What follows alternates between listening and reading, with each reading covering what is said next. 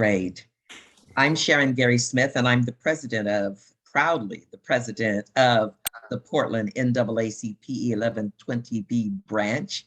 I'm glad to be joined by members of our community, members of the NAACP, and of course, we want you all to be members, be lifetime like Mr. Paul Knowles. And we also want you to know that all guests are welcome. This meeting is an opportunity to talk about a really hot topic and an important topic, which is, of course, the I-5 project and its expansion, its renovations, its suggested improvements through the community, particularly the area that was Lower Albina and was home to the largest concentration of African Americans here in Portland before displacement by the freeway, by the Emmanuel Hospital expansion, and certainly by the Memorial Coliseum. Transform, move our community.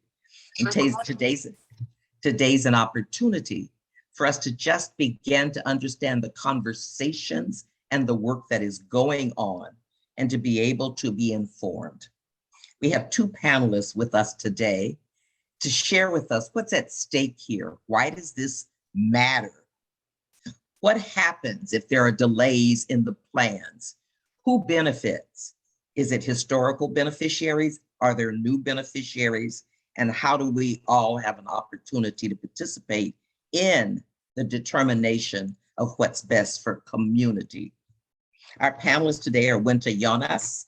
She's the executive director of the Albina VIsion Trust.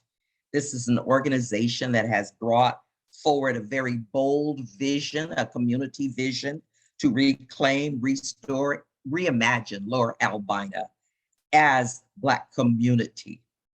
And Jeff Moreland, who's the owner of Raimore Construction. It's a Black-owned contractor, been in the building construction business for over 20 years, Black-led organization that provides general contracting, specializing in heavy civil construction and commercial building construction. We may know Mr. Raimore's work on a number of Oregon projects, including TriMet's light rail system.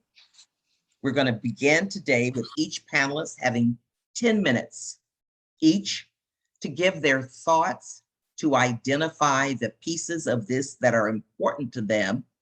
And then they will have 5 minutes each to respond to the others' comments. Let's begin with Winta. Good morning, and thank you, Ms. Sharon, the NAACP, and everyone who's joined us for this conversation today. So, this has been a really complicated conversation. And the reason is that we often talk about this in technical terms, but the heart of the conversation today is a political issue. It's not a technical problem that we can't solve. So I'm hoping that the NAACP and this forum will help us to have the real conversation we need to about how this is not a debate about whether we have jobs or long-term community vision, but really how we do both and how we address the systemic racism that keeps us from thinking we can do both. And so with that, this is a very local conversation, but it's important to me and the Albina Vision team for everyone to know that this is a national conversation. The issue of freeways destroying neighborhoods is one that is shared all across the country. And so I will share with you just a snippet of a video that shows us what's happening in other cities, because both the history and the opportunity are not unique to Portland or to Albina, and yet we have to make sure that we take advantage of this once-in-a-generation opportunity. And so before I share the video, Ms. Sharon, can I get a clarification on 10 or 15 minutes? You want to show the video and then be able to have your 10-minute time. Is that okay with you, Jeff? Yeah, I think she's saying we talked about 15 minutes, so I'm okay. Yes. Whatever time she needs, I'm fine. Thank you. Thank you so much. Yeah. Okay, and Winta, do you want me to share the video? Yes, please.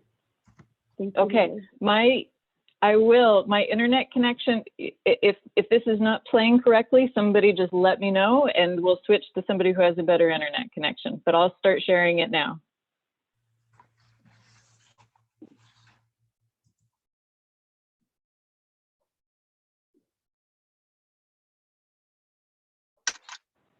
I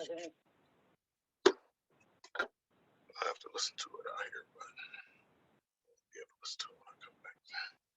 Biden has proposed using some of the $2 trillion in his infrastructure plan to repair the harm done to many minority communities when highways. Bring your mask. Yeah, I got one. One such example from Minnesota's capital, St. Paul, a part of our Race Matters series.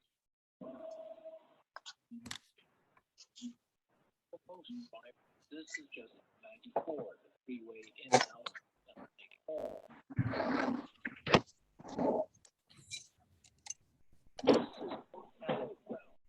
There are now parts of the bottom of my house was. The Fiji home in this spot was taken away by the freeway 6 decades ago.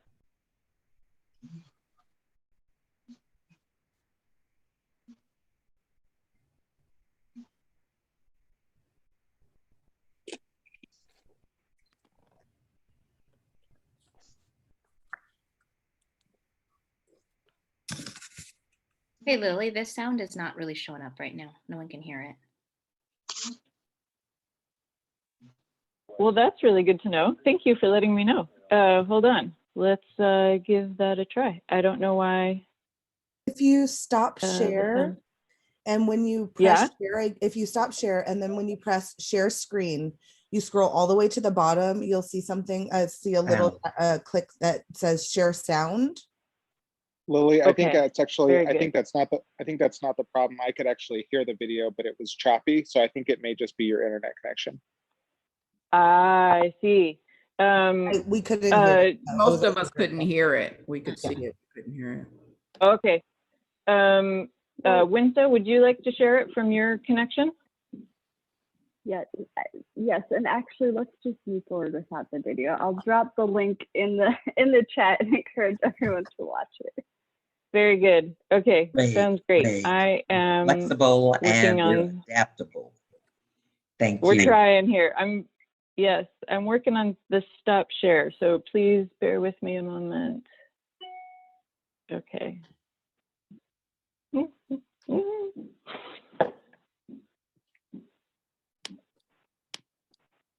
Sorry, everyone. Okay. We're back. Okay. Thank you, Lily. Use technical curveballs. Well, so here I will instead just summarize the key parts of the video, but it really is excellent and I encourage you to watch it. So the key point is this: freeways have torn through Black communities systematically and intentionally. And there are efforts all across the country now to reconnect them with support from the Biden administration. And so what we see in stories like the one in the video that I was going to share is exactly the story of Albina. And so here locally with I-5, we know that when that freeway was constructed, it destroyed not just the sense of community that was there, but it stole $500 million worth of wealth. It stole the ability of the children who went to Harriet Tubman Middle School. It stole their ability to breathe clean air, even though the school existed before the freeway was constructed. It stole a sense of place where the dollar could be circulated within the Black community many times over. It stole the ability for grandparents and elders in our community to show us where they grew up and where their parents raised them without having to be standing in the middle lane of I-5. And so we recognize what was stolen and what was broken. And we also recognize that with this project that we're talking about today, we have a historic opportunity to do something different. And so we know that that what has happened, we cannot go back and fix, but that if we don't address the fundamental root of the issue, which is that Black folks have always been told through policy, you don't belong here. And it doesn't matter the kind of community you create. It doesn't matter how beautiful the institutions, whether it's Mr. Null's Cotton Club that I see you here, Mr. Mayor, or whether it's the barber shops, the homes, the schools that we built, that they don't matter. And we need to go somewhere else in order to accommodate the things that are enjoyed by others. So in the case of I-5, we sacrifice Black wealth for white convenience. And we have to be really honest about that. And I'm glad that we can be in this forum that the NAACP is hosting. And so where do we go from here is really the question. We know that Black folks have been pushed from Vanport to Albina and now to Gresham. Where to next, and what do we do about that? And if we don't address the fundamental problem about having ownership, having the political and economic power that comes with that, we will be here again. And so we can't keep moving forward with small scale solutions. We can't afford to be invited to the table to talk about community benefits. We need control, and we need to have the kind of power to assert a vision like that. And so this is what Albina Vision is fundamentally about. We are saying we are setting our roots here in Albina, where we belong, where our homes are, where from whom we have descended. And there is no more pushing us around. And so where does this project fit into the context of a vision like that? Well, just a little bit of extra background about Lower Albina. So when we talk about Lower Albina, it's the part that has been pinched off by the freeway. And so this is not the area that has been gentrified. This is actually the area that is now parking lots, large civic stadiums, and largely unusable land, even though it's 94 acres of prime central city real estate. It is sitting there dysfunctional and largely unusable because of the racism that has occurred. And so the Albina Vision team came together about 6 years ago now to say, this is the last area in the central city that has not been developed. We can either sit back and witness what happens, and we know exactly what will happen, or we can take the opportunity to do something different here. We can take the opportunity to assert that Black people belong right in the heart of Portland, where we have always belonged. And that after all of these generations, we have accumulated the technical knowledge, we have accumulated the political power, we have accumulated the social networks to be able to build and execute on a vision like this. So this is what Albina Vision is. And so because of the issue that the freeway caused when it segregated the neighborhood and stole its wealth, we always knew that addressing its role in the future of the neighborhood would be an important one. And so this is where the issue of the highway covers has come from. And this is a really important point. The highway covers are intended to create land. And this is not new land. This is land that already belonged to Albina that was stolen by ODOT. So it is the restoration of our land through these highway covers so that we can develop Lower Albina as a place of wealth for Black people. And when we talk about wealth at Albina Vision, we're talking about wealth in terms of safety. We're talking about wealth in terms of access to clean air and connection to the river. We're talking about wealth in terms of financial tools that move us beyond thinking about wealth in terms of home ownership, which will always be important, but it also allows us to think creatively about other ways that people can participate in the generation of wealth that comes from development. How can our communities invest in this, in the creation of this new neighborhood? And Sharon, I think is telling me I have 1 minute. I can't see the sign from here. Okay. And so I will wrap it up by saying that at the heart of the issue and why it seems like there's confusion on this project is because ODOT has set up an either or scenario where one does not exist. So we reject this scarcity narrative that is not rooted in anything real. And we can get into that in the question and answer solution, in the dialogue part of this conversation. But what I want to say right here is that we are being asked as a community outside of our organizational affiliations, whether it is important to us to have jobs or if it's important for us to have land that is already ours. And what we have heard over and over again from participants in community workshops, from community leaders, from everyday Black Portlanders is we reject that. We want the land that is ours. We want to develop it in a way that is healthy for our community. And we want the jobs that come with these kinds of infrastructure projects. And in fact, when we build the kind of highway cover that facilitates this, it's actually more jobs. And so I'm hoping that this conversation will help us get deeper into that, but that I've provided enough of an overview. So thank you, Ms. Sharon, and thank you, Jeff. Thank you so much. I want to say to the 77 of you who are in this conversation today, we thank you, we thank you. And this is what we always need, is to talk about it, and get answers. I'm excited to share now with you and to reintroduce to most of you, Jeff Moreland, the owner of Raimore Construction.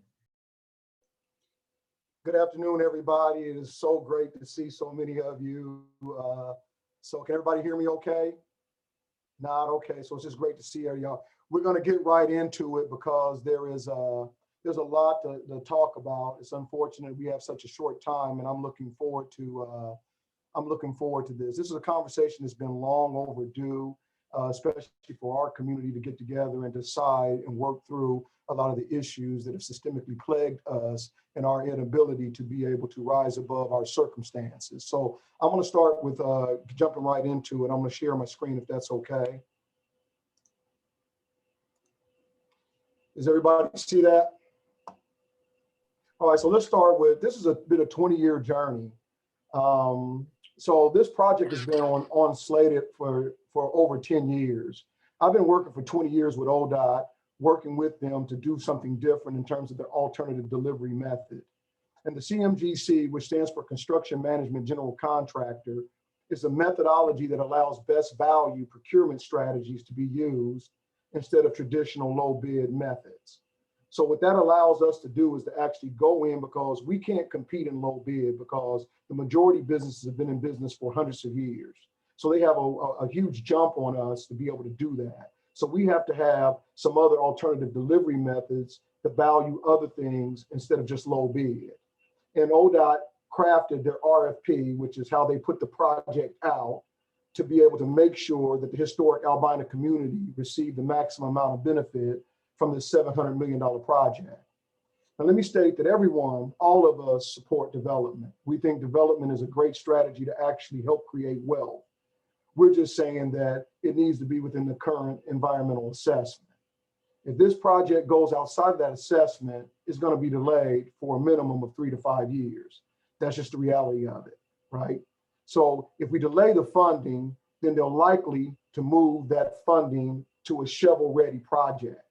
You know, the Abernathy Bridge, something in Westland, right? I mean, they're liable to move that money, and then we'll be back from square one. So this $500 million that the legislature have always earmarked for this project is at stake, because they're not going to let that be delayed. And I just want to make sure that the community is given all the information to truly make an informed decision. I've been trying to get this conversation going in the community for a very long time. A lot of us have this conversation, and I'm glad that we have finally an open platform to really be able to have that conversation. Okay, I'm sorry. Let's go to the next slide here. So I agree that the Albina vision is great, but at this stage of the game, it's a vision with many details that need to be worked out, including funding, ownership, structure, and a lot of that's going to take years to really work out. We'll start from scratch. We could easily be 5 to 10 years out before we actually get to the actual building of that development, because we have to get the go through another EA, we have to build the project, reinforce the caps, and then we can talk about building the development. So it's going to push stuff out for a little while. We agree the community should be working though towards this long-term type goal, just not at the expense of a project that is already funded, that is shovel ready. And what shovel ready means the project's ready to go now, right? And where we already have a seat at the table. We're already at the table with ODOT. We have the ESC, which is the executive steering committee that has a lot of Black and brown people on that committee looking over it. For the first time in Oregon's history, we have a vice chair of the Transportation Commission is an African-American male. That's huge for us, right? We have the historic Albina Advisory Board, which consists of Black and brown people from the community just overseeing this project, providing input. We have the Community Oversight Committee, Accountability Committee, the COAC. So we have a lot of Black and brown people at the table that's actually talking to ODOT about what's going on, providing that insight and oversight. Not to mention that you have a Black contractor who has a demonstrated history of empowering Black people and providing executive oversight, who's controlling the diversity and inclusion for the entire project, directing the procurement of $150 to $200 million of streetscape work. You know, it's interesting. I thank Sharon Gary Smith so much because she sent out an email, and on her email she said we want to get to the nuts and bolts of what's going on. That was what in her email that I this valued so much. And one of her questions, she said, she talked about the Albina Vision. She said the Albina Vision Trust has communicated an empowering community vision that includes reclamation, community ownership, governance, education hubs, in and outside walls, gathering spaces, cultural community connections, Black entrepreneurship, and other economic development opportunities, wealth accumulation through home ownership, mixed generation neighborhoods, etc. That's a great question. As I thought about this question, it came to me that this is not a vision for us. We've been doing this for 20 years. We've been empowering people, employing them, educating them, mentoring them, counseling them, spinning off other businesses. This has been an ongoing theme for us in the community for a lot of us for a long time. And why this project is so important, because this is a $700 million project that allows us to expand that. To give you an idea of what that means, we're currently working on a division transit project, which is a rapid transit bus line running from downtown Portland essentially to Gresham Town Center. It's a $72 million project. It was the largest project ever awarded to a minority contractor in the state of Oregon. Currently, right now, over 86% of that project is going to BIPOC firms. That's over $60 million. We have 51% of all the work being done on that project is being done by Black and brown people or women. That's tens of millions of dollars that are going into the community in salaries and benefits. What can we do with a $700 million project, right? If we're sitting at the table, we have control, right? So a picture's worth 1,000 words. So I just want to show a clip to talk about this better. My father worked on the Rose Quarter project when they were actually building it. And growing up, I didn't really see the importance of construction, the ecosystem that construction creates, the trucking companies, the laborers. I see the electricians. We're laying the pavement, we're laying the foundation for commerce, we're laying the foundation for communities. My grandfather worked on the railroad that goes through the Albina community, and once that was done, he was then displaced. And so we see construction companies historically has taken Black labor, removed them from the decisions made in that process. The I-5 corridor goes straight to the heart of the Albina community and displaced many Black people, Black families, Black businesses.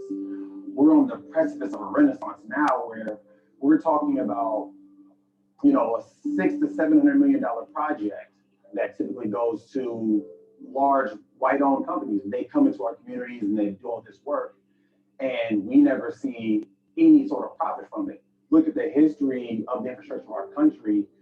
This country was built on the backs of slave labor. A lot of Black people who were masters of the trade now no longer have access to those skills because they've been locked out of the industry. So to work for a Black-owned construction company and see Black people taking back those skills, now we're in a position where, as a Black business community, we can kind of take those trades back, support our communities with the work that we put in, and in that, build an economy that's centered around us, for us. That's the importance of construction now. So let's get to the nuts and bolts of it, right? So how does the community benefit?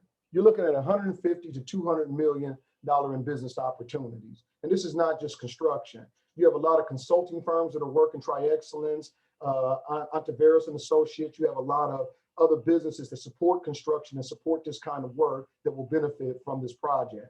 That's 150 to $200 million. That's for BIPOC businesses, right? You have $150 million in construction salaries and benefits to the BIPOC community. This is $150 million of actual dollars getting in the hands of the people. Career pathways. This is a 5-year project. You have enough time to take someone from apprenticeship to journeyman, from journeyman to foreman. You can bring in, we just hired a bunch of engineers, just graduated in new college grads. They can go from being field engineers to construction managers to project managers. So the pathway and why I love construction is because it has all the things that you could possibly be: accountants, marketing. You have every piece, IT people. It's all in construction. And then I want you to look at the future we have. We have about $15 billion planned construction in our region. What you got for thinking about the future of the Columbia River crossing. You got all the work going on at the airport. I mean, there's going to be huge opportunities if we have our businesses ready to be able to take advantage of that. Now imagine a quarter of that. That's $4 million. $4 billion in actual work. That's transformative to a community, especially a community like ours that's suffering. So we're going to be talking about questions. So I wanted to pose a few questions, kind of to have the community to ponder this as we think about this. Does restorative justice start with place or people? We realize that we have been in this country terrorized in this country. They have stolen from us. They enslaved us, right? So do we start restorative justice though with place, or do we start with people? Does development drive economics, or does economics drive development? These are questions I want you to ponder. Do you restore community from the top down, or do you restore community from the bottom up? Do you restore community by putting the money in the hands of a few, or do you restore the community by putting it in the hands of the many? How is wealth created through development? Being a developer, I can tell you, those who have the vision, right? Those who capitalize the vision, those who fund the vision, those who build the vision, those are the ones that make the money. I just want you to look around in Northeast Portland. We can go back to model cities all the way up to urban renewal. We can go all the way back to this. We've been around, we've seen it before. And it's not nothing bad about development, but development that has been done in our community, right? How have we benefited from it? What's going to be different this time? Well, if we don't have the economics to maintain the development, it'll be just like they did the Derrick Buildings codes on us and stole our property from us. The tax increases they gave us, took our property from us. Nothing's gonna change. Can our community afford to wait? Can they afford to wait? We have a lot of Black trauma. Our community has been misinformed, miseducated, which is why I'm so thankful for this forum to have this open conversation. We have economic disparities to continue to increase in our community. Our housing disparity. We represent twice our population in the homeless population right now in this city. Destruction of the Black family. 80% of our children are being born outside of wedlock to single mothers. This is a huge destruction to the Black community, which has led to all the violence we see in the street, with murder being up 1,600%.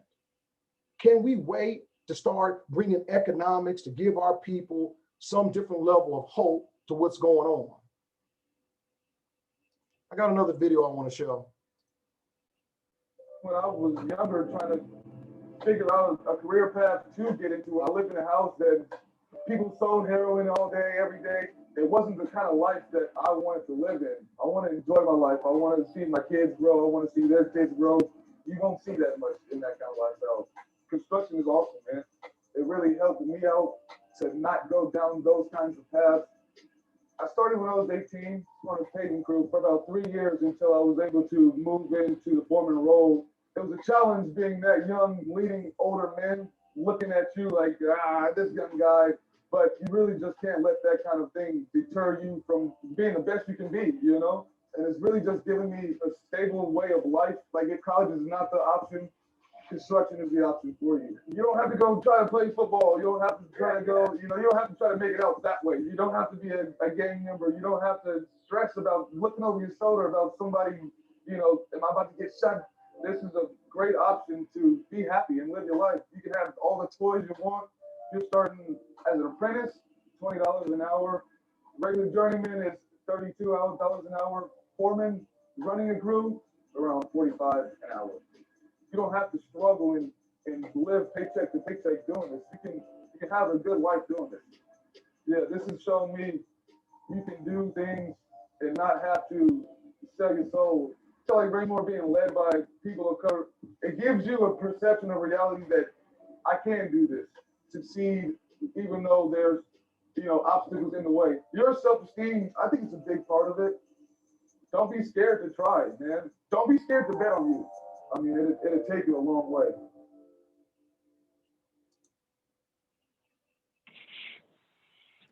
So in closing on this,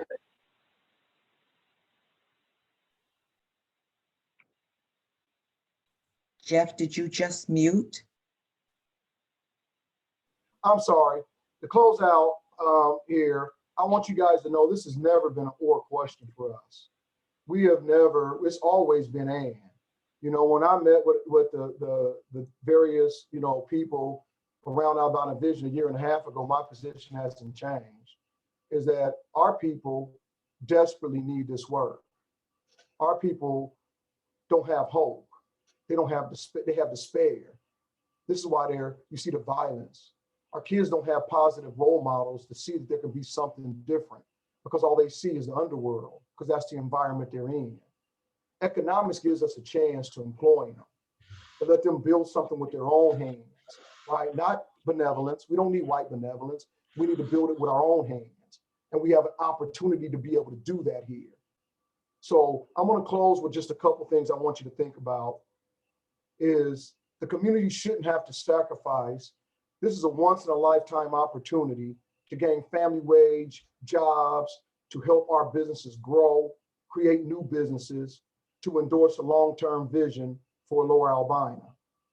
We have to be able to balance the hopes and dreams of a prosperous long-term future with the current acute needs of our community, a community that's been beat down, displaced, and forced into generational poverty, forced into hopelessness, forced into despair.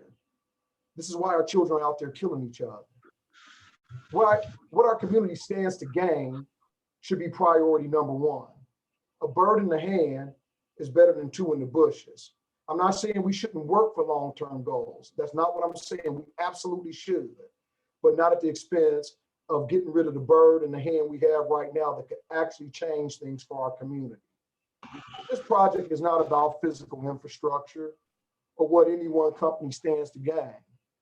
This project is about changing lives. Our ability to have a significant impact in our community and doing the right thing for the collective future. One of the things that's bothered me on this project has been the use of racial justice and environmental health to fight against this project by a majority white organization and leaders. And I just find that completely offensive and disingenuous. Our children have been going to Tubman for years without white people saying a word. Extreme poverty has a greater impact on someone's physical, emotional, and mental health than air quality. We can have the cleanest air in the world, but our community will still have increasing health disparities due to poverty. Again, I'm in support of this robust plan to bring Black people back to Lower Albina, especially those that have the economics to be able to maintain and afford to be there. The work that Albina VIsion Trust is doing is absolutely invaluable. However, I'm not willing to ask men and women that look like me to continue to suffer, struggle, and accept defeat in the service of that vision. if we can both champion as much developable space on top of this lid and keep the project on its current timeline, I'm all for it. I'm in. I've always been in. I've never walked away from the table. So we can employ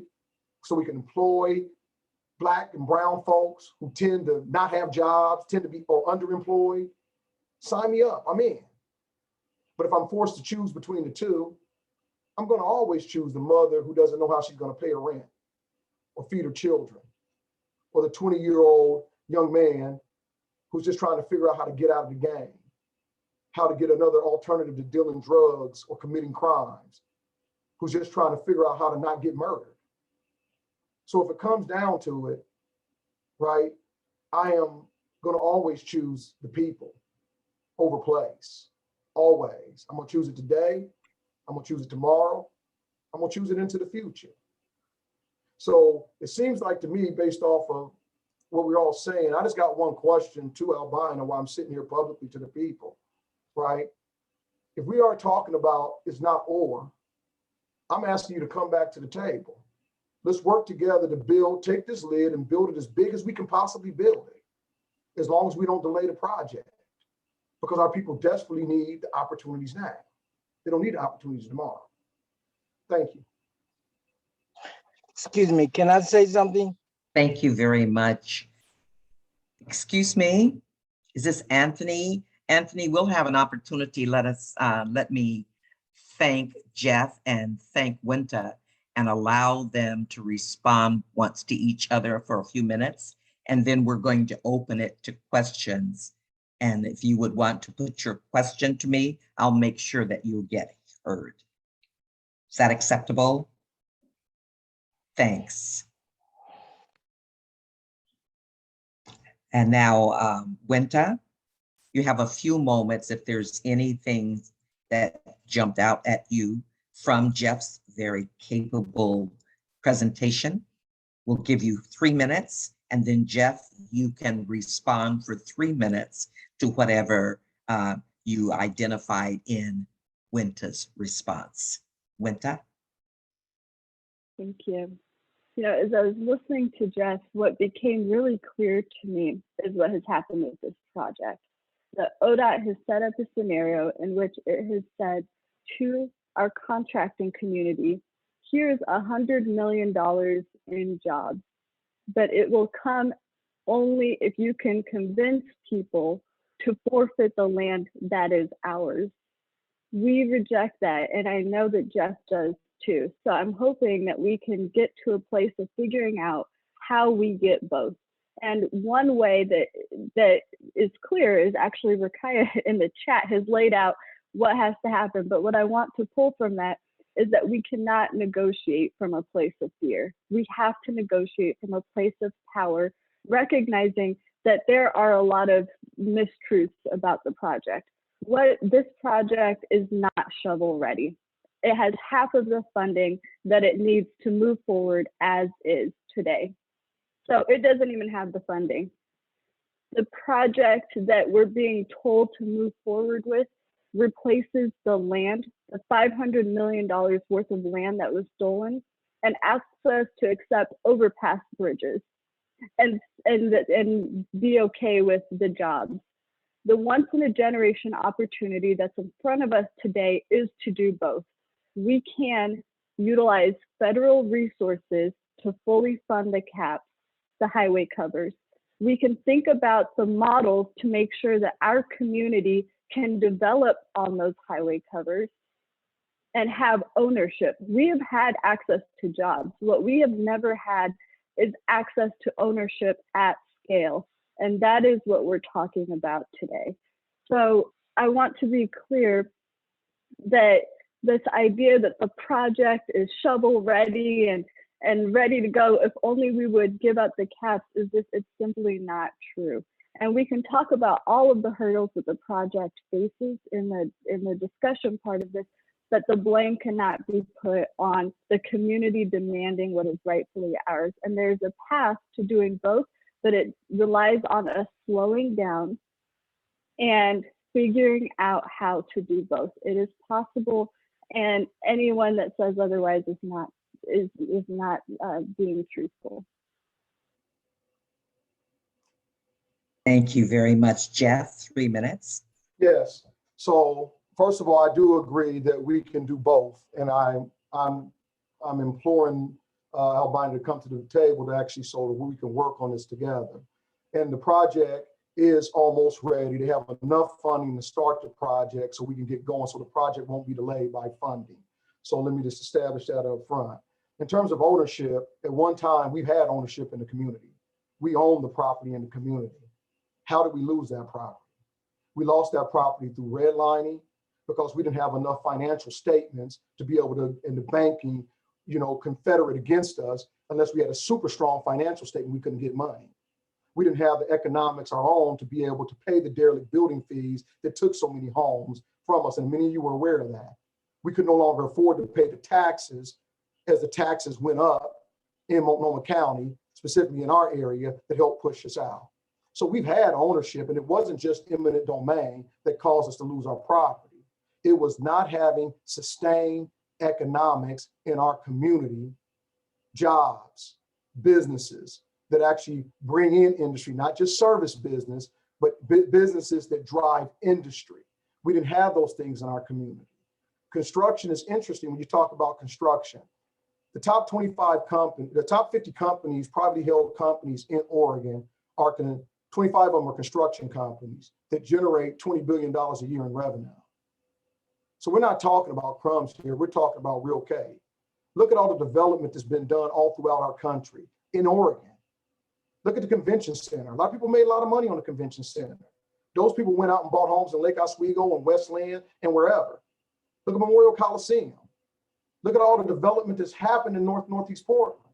So there was a lot of wealth creation that would have allowed our people, if they'd been a part of that, to buy homes, not low income homes, but to buy homes at market rates. So this is what I'm saying to you. It's not an either or proposition. We got a lot of work to do. I suggest we get to the table and figure it out. I'm all for building on this cap, and I don't have a sense of urgency because I know who I am. I'm completely empowered, and I empower my people because of who I believe and who I am. So I just want to say that to everybody. There's no sense of urgency for me. This project is not for me. I work and serve the people, and I have a 30-year legacy of that. And so the scripture says you judge a man by his fruit.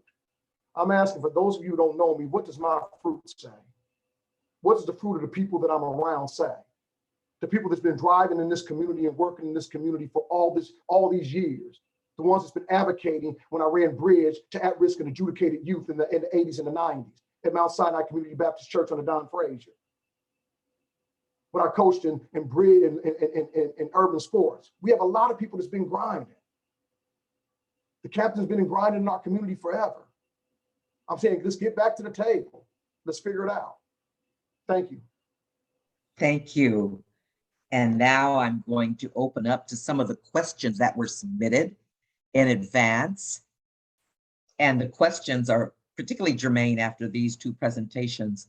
Why is this project, I-5, being pushed as a loss for Black construction contractors if the Albina Vision redevelopment of Lower Albina is realized? That same Albina from which so many Black folks were displaced. Either of you can respond. 1 minute. I'll jump in here, Ms. Sharon. It's really simple. It's being framed as an either or so that ODOT can get away with doing the bare minimum. That is it. And so I hear Jeff say, I will support the broader community vision. It would be great if that was period, right?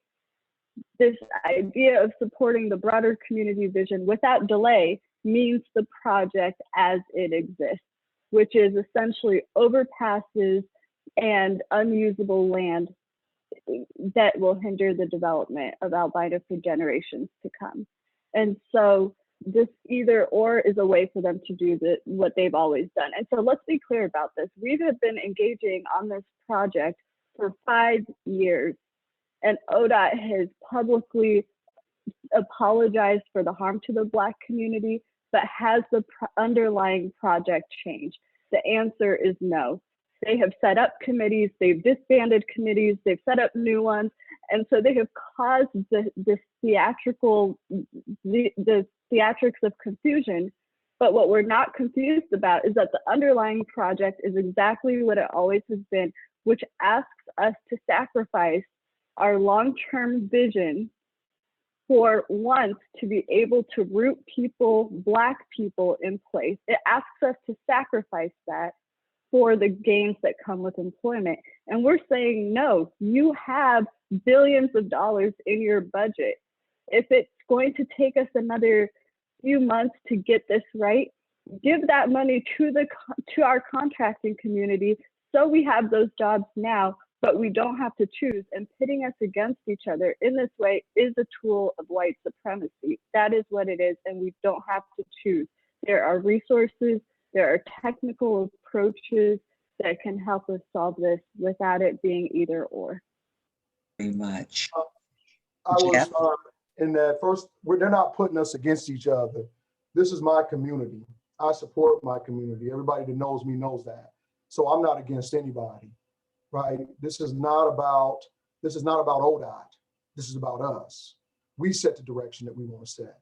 We no longer have, our 400 years is up. We no longer have to allow them to do anything. I'm saying we got to get to the table and we got to figure it out. It's not an either or, right? It's not an either or. Me personally, I'm not overly fond of us having the cap as a home for us, right? A freeway cap. They stole all the primary land, and now that we got to build on the cap. You know, I'll support whatever we do, but I want to take back. We're going to take back land. Let's take back all the land, the prime real estate. How do we do that? We do that through economics. So again, I'm not against development. I'm not against anybody on this call. This is my people. And I support anything that my people will do. And I have a legacy and a lifetime of showing that. So it's not an either or for me. It's an and. But we can't have an and if we're constantly feeding the narrative that we're against each other, because I'm not saying that. I haven't said that one time. I'm all for us being together and working this situation out. Thank you. Thank you so much, Jeff. Among the other questions asked, have the highway planners considered directing interstate vehicles to take I-205 and avoid driving through downtown Portland, which would take tremendous traffic off the ancient I-5 Columbia River Bridge and away from downtown Portland? That question may not be specific to what you're discussing, but it's the larger question. Jeff, you're the construction man and the owner. That's a much broader question that I think I'm going to stay off of. I think they've done that because the corridor for I-5 and truckers and everything and for commerce, but I'm going to stay off of that one if we can.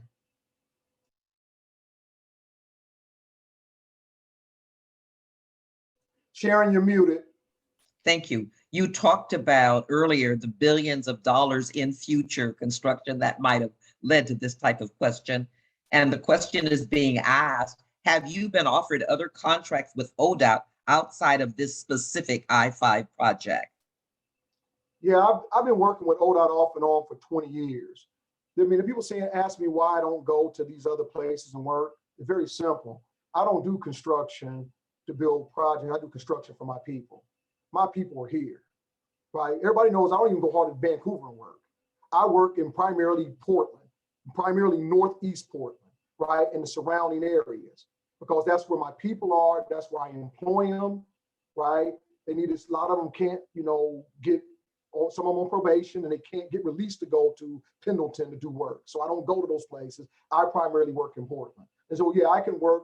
There's no shortage of work for me. We have a huge backlog, and Raimore can get as much work as we can because we actually do a good job and we train, all our people are trained. We do excellent work.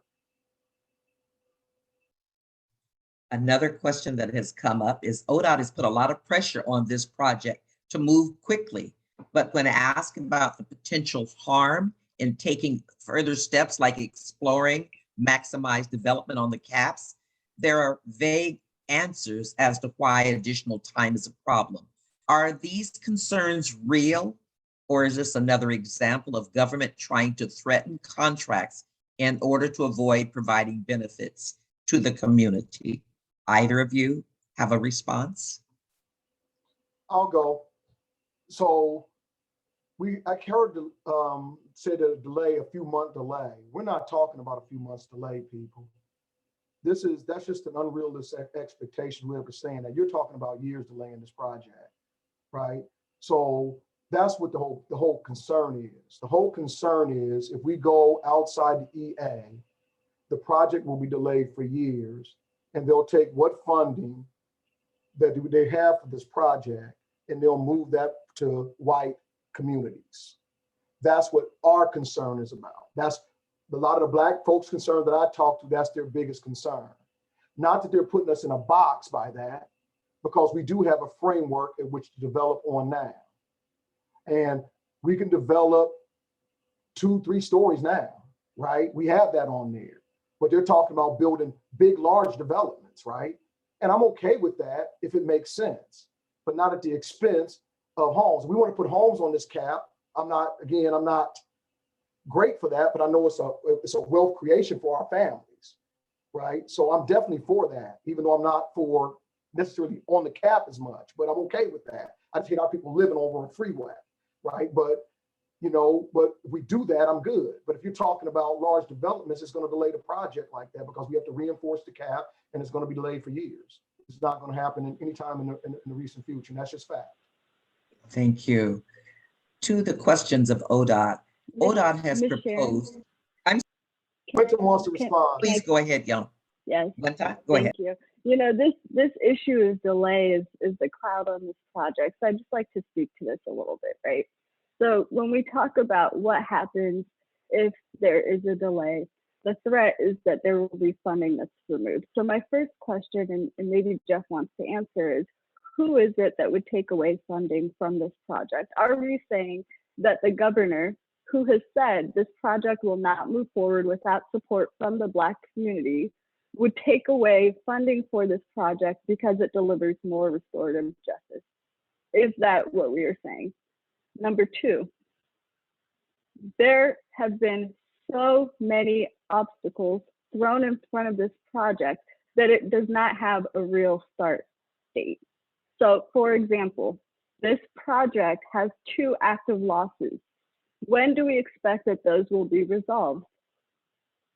This project does not have the support of Multnomah County or the city of Portland. What does that do for the timeline that a project has to go through the review and permitting process? So knowing that there are, and before I forget the third, the project that went through the environmental assessment review has already gone through a number of changes to the design, right? ODOT has changed where this road goes. They've changed, whether it's moving towards Tubman, away from Tubman. So it will already have to go through a review to get approval again from the Federal Highway Administration. So we know that the project does not have a firm start date. We know that there will be a delay as all of this is worked out. Why can we not today commit to delivering the jobs and the long-term restoration of the neighborhood and make sure that we are doing both and not use the threat of a timeline, which has never been real. Deadlines have never been real for ODOT on this project as a threat to get us into, boxed into a corner.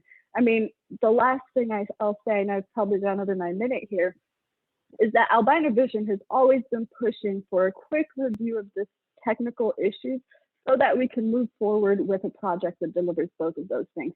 We first brought our board member, who's a former parks director. We brought engineers to work with ODOT 3 years ago to figure out what would have to happen technically to make these highway covers happen. When that broke down, we suggested an independent review.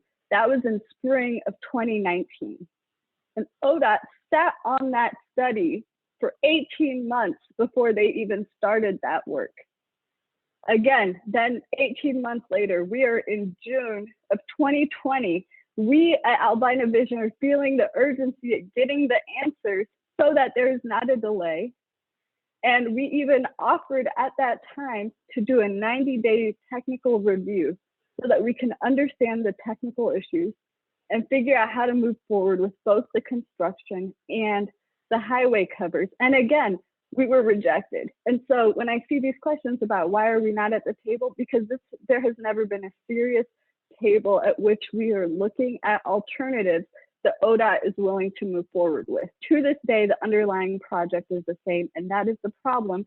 And this threat of delay has always been over our heads, even though every single one of their project timelines have moved without problem. So to get us to today and how we move forward, we are asking, how do we align the project timeline as it exists so we can deliver both? We are not here to argue against the importance of jobs. We know they are important. We know this is an important opportunity for Raimore and our entire community. We want those things and the long-term benefits to the neighborhood. Thank you. So I like to respond. So it sounds like we're in agreement, Winta. If in fact that, you're saying that you don't want to delay the project. So I think that we're all in agreement. We should just sit down at the table and get with ODOT, work within the parameters of what we have to keep the project from being delayed, and so that we can get the job. So it sounds like, we're in agreement. I think the key, Jeff, is we are in agreement that we would get on board if we can get to the right project. So if we can figure out how much more time do we need to figure out the technical details of what has to happen with the highway covers, we believe that it is no more than 18 months. We think it can be even faster than that, but no more than 18 months. So we will always sit down with you and figure out how to deliver both of these things for the community, because this conversation in which we're telling people to choose the short-term jobs or the long-term restoration, it doesn't serve us well, and we will always come to the table with you to figure that out. Thank you. I think what you're raising also is a question that's come up, and we are a communication of a problem. Why is it being laid out as Albina Vision versus Black contractors? Who benefits or continues to benefit from communicating this version versus Black community benefits and gains? I don't think it's being laid out that way. I think you here on this call, we're talking about working together, right? We said the right project is a project that we can build as big as we can without delaying it. But when we keep talking, you just said that you don't think it's more than an 18-month delay, that could easily be a 3-year delay. Are you willing to forego people that are starving now, a community that's in disrepair now, a community that needs, opportunities and hope now for that? I can show you case study after case study of people where their lives have been transformed by having real opportunities. I got 80 African Americans or so working for me now that will tell you that, right? And I think this gives us an opportunity to do that more, kind of reach one, teach one.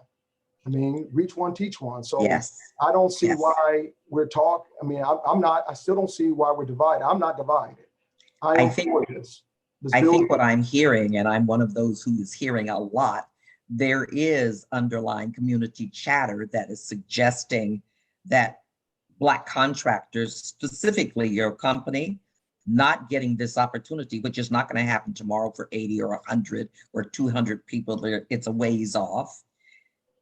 That it's suggesting any delays, any conversations we have that are different than the one that's been laid out in front of us, given to us, not from us, would cause Black contractors to lose and would cause Albina Vision to be a primary pusher of that loss. And we're saying that's a real chatter. That's not imagined. And this conversation has been very comforting and wonderful between what you're saying and what you stand for and what your history suggests. But the reality is that is being pushed as well. And the question is, how is it us versus us, as opposed to us constructing a vision that we take to them? So I say we just simply, what you just said, it's us with us. not us against us. And again, I'm willing to sit down at any time, any place to talk about these issues. I'm willing to stay on this call as long as I have to answer any questions, because that's how important it is to me. That's how important my people are to me. So I don't see it that way. I don't see it as us, and I don't see ODOT having that control over us, especially when we have so many people already sitting at the table. Thank you so much. A question has been asked about ODOT has proposed 12-foot wide shoulders. When narrowing those shoulders could provide up to 30% more development on the caps. And you've spoken a bit to how high, how large, how dense the development could be on those caps. Does Portland's Black community benefit from wider shoulders, or is this an artificial way that ODOT could limit the beneficial long-term impact that development on the covers could have? Now, we know this is speculative, but it is a question that's being generated by the way that this is being proposed. Would either of you have a response? I'll offer a simple response, which is that, you know, what we have asked for is that the highway covers be designed in such a way that the street level experience is logical for people walking in the neighborhood, right? And so I think that the work that the independent cover analysis team is doing, and I see Gina and Nolan are here, they have put forward some concepts that do just that, right? And so we looked at them, they were concepts 4 and 5, which offer lots of developable land. The next question will be then, how do those concepts fit with the assumptions that have been made about the design of the highway cover? My request would be that they be given the space to look at that, so that it's the highway covers that dictate what happens underneath and not vice versa, right? That we don't say the highway has to be expanded to be so wide that we actually can't do anything but bridges on top. Thank you. I am going to move to questions that have been placed in the chat, and to the question that how were these questions generated that I've been asking. With the original invitation, the NAACP sent out a survey asking for questions for today's conversation, and we received a number of them. And then questions are also being generated in the chat.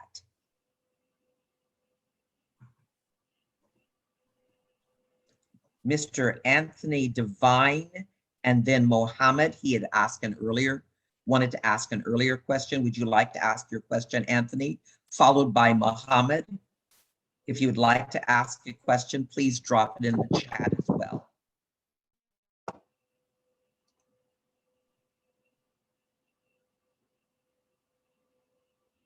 Go ahead, Mr. Devine.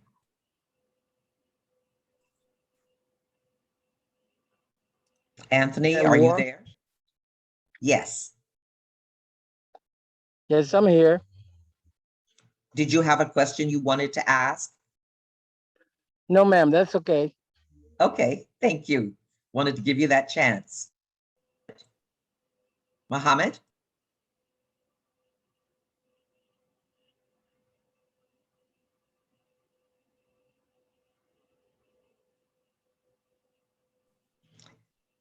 You have your hand raised, Mohammed.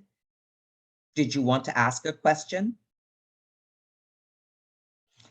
If not, we'll go to Shannon Guy, who put questions in the chat.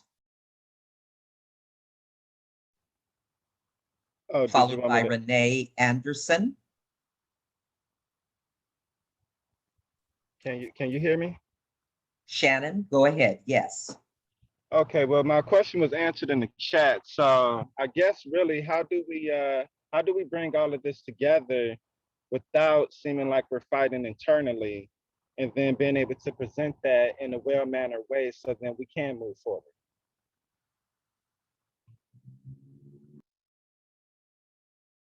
Who would like to answer that? I think I'll start. Thank you, Sharon. That's a great question. I think we have to get together. We have to get to the same table. As long as we're not at the same table, And I don't even care if it's an ODOT table. If it's just us getting together at the table to talk about the issues and really laying it out from that perspective to be able to see, but we have to be at the same table. And as long as we're not at the same table, that's not going to happen. I'm willing to sit down. I know my whole constituency is willing to sit down. We've never walked away. We're willing to work through this because it's that important.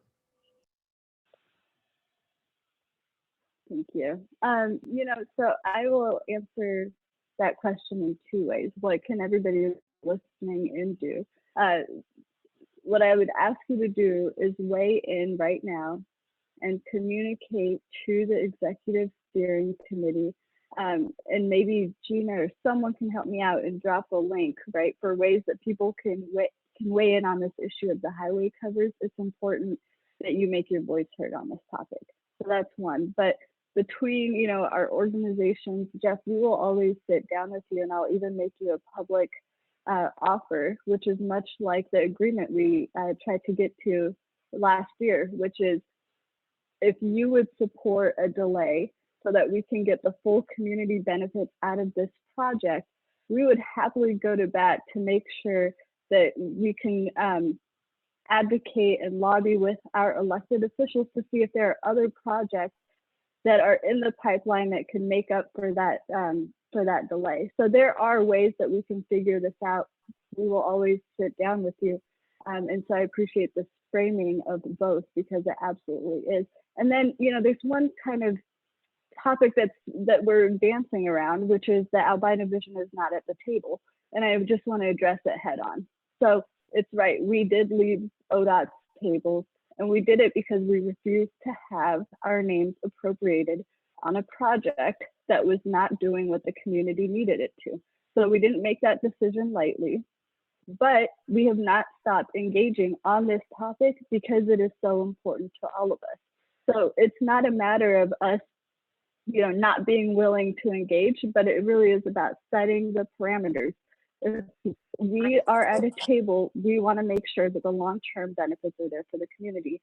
And as soon as ODOT gives us indication that they will actually deliver on that, then we might have a different conversation. Thank you. So I want to make sure I'm clear. You're saying that if I vote to delay the project, right, if I could sign on to delaying the project, then you're willing to come back to the table. Is that what I wanted to hear? So if I agree to do what you guys want, then we can sit down at the table, is what you're telling me, right? No, that's not accurate. So we would sit down at the table with you, period. So we would sit down with you at the table no matter what. So let's be clear about that. Okay. But this issue of delay is a distraction. So what we're asking for, though, is your commitment that the projects deliver on the full long-term benefits to the future of the neighborhood. What I've heard you say in this conversation today is, I would support fully developable highway covers that restore our land if there is no delay. That if is a huge problem, because it ensures that we have the same project that we've been fighting about with ODOT for 5 years. We're asking if you will say that you want to make sure we do both, then that is a more constructive place for all of us to engage. So it's not we'll come to the table with you no matter what, but the question we're asking is really, what is our inheritance worth? This is our land. We have the opportunity to restore the land. So how much of a delay is worth giving that up? And for us, we're saying we can figure it out with minimal delay, but we would like for you to endorse that as well. Thank you. Next, questioner, Shani. So I guess my question. Oh. Can we make sure other mics are muted just in case that's creating the crosstalk? Hello? Okay. I guess my question and confusion comes from, I don't understand what the rush is. Like, I understand people are hungry now, but Black people have been hungry and suffering for 400 years, right? Like, what's another 5 if we're actually going to secure real long-term benefits that can bring actual wealth to the community in a way that's not just temporary, but is sustainable and could be ongoing. And my question is, why are we willing to accept short-term benefits instead of demanding long-term gains? Like, I don't understand why we seem to be having a conversation over this has to be done right now, as opposed to this needs to be done correctly and in a way that's going to actually secure wealth for the Black community in Portland over a sustained period of time. And I don't understand how this quick project is going to help us sustain wealth over a long period of time, especially because we're coming in with such a deficit of wealth. Right. So it's not like having this one project is going to really influx us with all of this capital that we're then going to be able to pour into these small businesses and projects and things.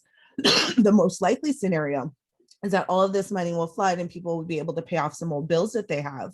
But at the end of the day, we're still going to be at net zero with nothing to show for it. So in the theater, we have a phrase. You can have it fast, cheap, or good, but you have to pick two, right? You have to pick two. And so I'm always going to pick good as one of my two, because if we want it cheap, it's not going to be fast. And if we want it fast, it's not going to be good, right? Like if you want it good and fast, it's not going to be cheap. And if you want it good and cheap, it's not going to be fast. And I'd rather have things right than right now. So I guess my question is, how are you going to address that right versus right now? I'll respond to that. Thank you, Jeff. Please explain to me how our community at large, how a large development is going to put dollars in the hands of the people. It gives us housing, creates opportunities. Stop for a second. I gave you a chance to speak. Would you please allow me to retort if you would please? Okay. So if you're talking about building housing that we can own, the cap is sufficient now to build the housing. We don't need to reinforce the cap to build housing on the cap. The cap is sufficient enough to support housing and community spaces now. The cap is not sufficient to build large structures. So I want to know, since we're talking about doing it good and doing it right, and that seems to be around large structures, that's going to have affordable housing in it, there's probably going to be rental and things like this. So please explain to me how that gets in the hands of the mother who's trying to raise her children, right? Or the young man who's trying to find his way out of this. You don't have to answer it. This is posed not for you to ask. This is for the community to think about. This is not there are answers to these questions. I can't, I'm sure a lot of people here could answer those. There are answers available to the questions you're asking. Right? Please, yeah. Explain it to me. Yeah, let me jump in with an answer here. I mean, Jeff, in some ways, you are doing a really excellent job of explaining exactly what the next topic of our workshop is, as we've been engaging in this community investment plan process to develop our own plan for the future of Lower Albina. And I see many of you here who have been in these conversations with us. So please join us on June 24th, because we will have economists and others do a whole 2-hour presentation on all the ways that there are to build wealth specifically for our community, the tools that we can use, the strategies that are available, the new approaches we'll have to come up with. And we will do that in workshop style so we can present the knowledge we have and get feedback on that. So, but I want to put the caps into context, because I think that we're losing the thread a little bit. It is not our expectation that we would do everything possible on the highway covers. That has never been what we're advocating for. But we have to recognize that the highway construction, the original construction, physically segregated Lower Albina from the rest of North Northeast. And so as we think about how to bridge that with this new land, that land has to be quality space. It can't have overpasses facing every parcel, because then what would you actually build on it? It can't be overpass bridges that we're pretending are parks, because who would hang out there? And so, you know, it's not our idea that everything would be solved by these highway covers, but it is that the highway covers and the development efforts that we are working on for Lower Albina together restitch the neighborhood and build wealth and a long-term sense of place for people who have otherwise always been forced to move, even when there have been opportunities for jobs. So I want to put the highway covers into the proper context there. Thank you. Renee Anderson, and then James Posey, and then Shannon Guy, if your hand is up. We realize that we're down to about 10 minutes, but this is the first of clearly what will be other conversations that are Black community led and NAACP hosted. Renee. Yes, I don't understand the covers. So we've been talking about the air quality for Harriet Tubman students, and they've spent all this money on the ventilation system for the students while they're in the classroom, but they do play outside. So my question is, so you put covers on this freeway, and I'm concerned about students. So does that help the air quality? So is the air quality good once these covers are on? What do the covers do besides you can build on them? What does it do for air quality? That's one question. I have two.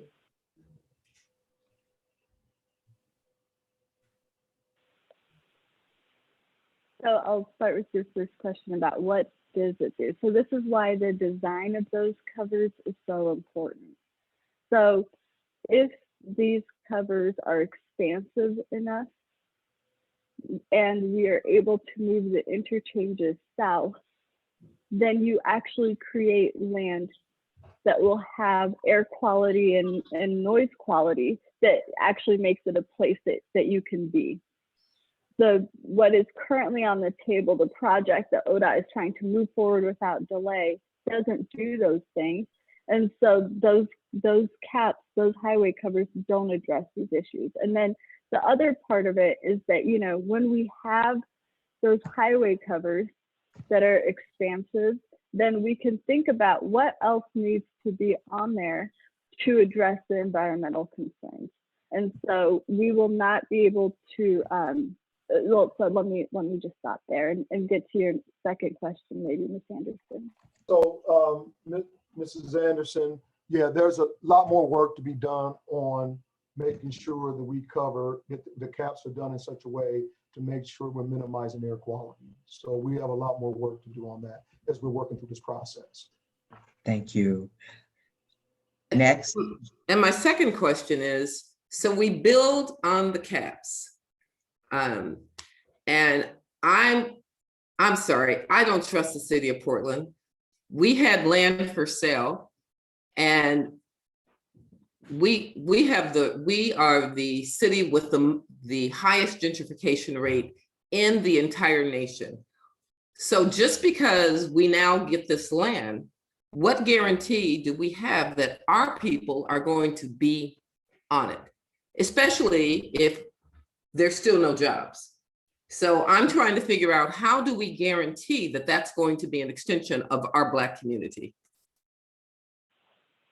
That's an excellent question, Ms. Anderson. So, you know, there are a number of models, right, that we can look at, so and it's, you know, I try to be careful about not saying the new land, but the restored land is held in a community trust or other types of models like that ensure that it really is, you know, that we are the ones who are leading the development of it and making sure that the benefits accrue to our people. Thank you.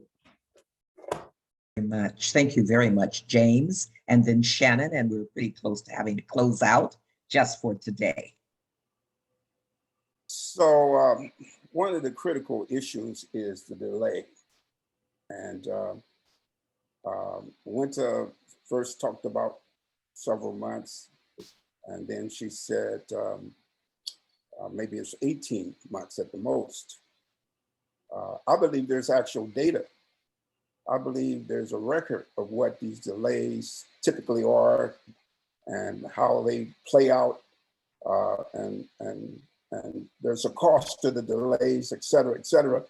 I haven't seen any data that really confirms whether or not the delay would involve those numbers, and that's a critical issue here. So if you're going to spout 8 months or 18 months, where's the data? I mean, if the other issue around this is this must be something that's going to happen uniquely in Portland, because this vision and all these things you guys are talking about, I haven't seen anything around the country. I mean, you started out your piece about the thing of a place here, the place there, but in reality, has anybody done this outside of Portland in terms of bringing Black people together, restoring property, restoring money that we can see, laid out that way? And then finally, what concerns me is all the white people on Albina Vision's board, the Gerling Evelins and all these developers and all those folk sitting there. To me, it's hard for me to imagine how Black people are going to benefit from something where it's primarily ran by a bunch of white people and developers. That's a real difficult thing for me to understand. So if you can lay that out, I certainly appreciate it. We've talked about this privately, Mr. Posey, but I'm happy to answer those questions here as well. So, I'll start with your delay. Well, let me just start with your delay question. So again, the question we're asking is how much of the delay is worth giving up our inheritance? What is that? And in terms of the data, so we've asked the engineers and folks on our team to give their best estimate about what kind of delay this would cause. 18 months at the most is what we have come up with. The good news is you don't have to take my word for it, because the independent cover analysis team is in the middle of their technical review. So I am sure that we will hear from them what kind of delay is going to be on the table. And it is our hope, again, that we would figure out how to make sure that we get this project right, that there is a delay that is worth the long-term benefits to the community. To your questions about our team, I'm actually just going to go ahead and humor the question, because I don't know that you're asking it in good faith, but I'll go ahead and just pull up our staff page so you can see who's on our team. Here is our staff, which includes people from here, as well as people who have found other paths to Portland, each of them incredibly dedicated to this work and who all bring valuable perspectives.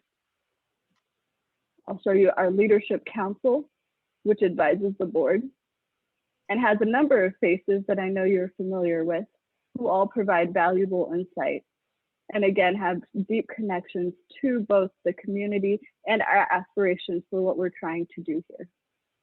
And then I'll take you to our board, which is chaired by Rakaya and Michael, who are here today, and also includes Tom Cody, who brings invaluable perspective as a developer, so that as we are having these battles with ODOT, we have the benefit of someone who understands how this works. And we have Barry Santner, who's the parks director, who again has brought invaluable experience to our team. So, our team will always grow and become more diverse, but I will always defend these folks who bring a wealth of knowledge, a wealth of networks, and a level of seriousness that we need to be able to do this work. And so that leads me to your final question about where has this been done. There are links in the chat about other places that developments on highway covers have happened. So we know that has happened, but what has never happened is what we were talking about with Albina Vision. There has never been an effort to bring 94 acres of land in the central city into development in a way that benefits Black Portlanders for generations to come. And in fact, we have brought together a team of local and national experts who are helping us with our planning process, who will say to you, we have never been engaged in a process like this because there is no national precedent. For us, that doesn't make us say, it's never been done, we shouldn't do it. We say if it's going to happen anywhere in the world, anywhere in the US, it's going to happen right here in Albina because of the people who are here.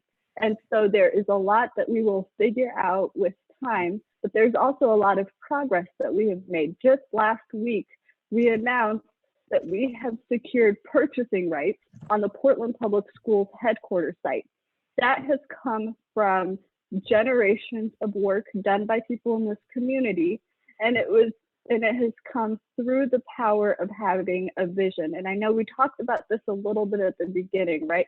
Why do we need a vision? If we do not have a vision, then we will be bouncing around from project to project, idea to idea, committee to committee, without having a sense of what we can accomplish. And so the Albina Vision team is here to say, we can root Black people in Portland, right in this central city. We can create this place of joy, of prosperity. We're not going to have all the answers at the outset. We're not going to pretend we have all the answers, but these are the questions worth asking because our futures and the legacy of this place means so much to us. Winta, I appreciate you those comments. I just want to just say quickly that the fact that this, thank you. What hurts me is that this is a vision. This is a vision that's never been done anywhere before, anywhere else, and that's all. That's well and good. But are we willing to sacrifice what we know we can get through our development versus the vision? That's all I want to say. You know, I'll shut up at that point. Thank you very much, James. Thank you all questioners, participants. We really want to thank you. We are at the 1:30 p.m. hour. We really realize that from this first conversation that there is great interest, as there should be, in what happens in our community, what happens to us, and what can happen for us, for all of us. So this conversation is actually causing us to reimagine and think about the follow-up conversations. And I really want to appreciate all of you for sticking and staying on a sunny Sunday in Portland, Oregon. We will be back, and I'm going to share this with the facilitator of the Historic Albina Advisory Board, Erica Warren. You can be assured that she will disseminate this conversation and how it can be a part of the consideration for that board and the other groups that are working on this. Thank you so very much, all of you. Stay tuned.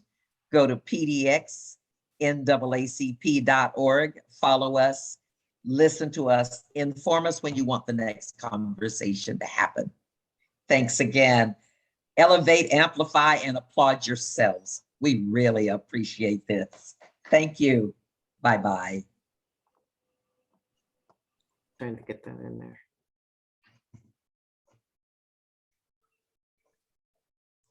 Awesome, Ms. Sharon. Thank you. I would, who filed the lawsuits? I want to know, there's lawsuits. Who filed the lawsuits? Do you know? Was it an activist group? Yes, called No More Freeways. No More Freeways? There's Erica Warren. Led by Erin Brown. Yes. Thank you.